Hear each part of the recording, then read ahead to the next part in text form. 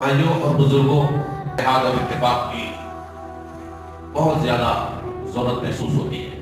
मुल्की सतह पर भी और आलमी सतह पर भी मुसलमानों को मुत्तहिद और मुत्तफिक होना चाहिए।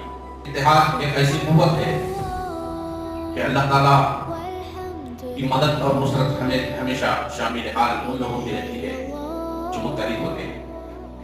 इत्तेहाद के अंदर, इत्तेफाक के अंदर बड़ी कुव्वत और ताकत अल्लाह ताला ने रखी है। अल्लाह के रसूल सल्लल्लाहु अलैहि वसल्लम ने अहले ईमान को ये कहा कि मोमिन भाई भाई होने के नाते एक दूसरे से मिलकर एक शीशा पिलाई हुई दीवार के मालिक हो जाए।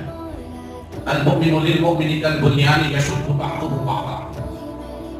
मोमिन एक दूसरे मोमिन के लिए उस दीवार की ईंट के मालिक है जो एक दूसरे से मिलकर शीशा पिलाई हुई दीवार बना दी।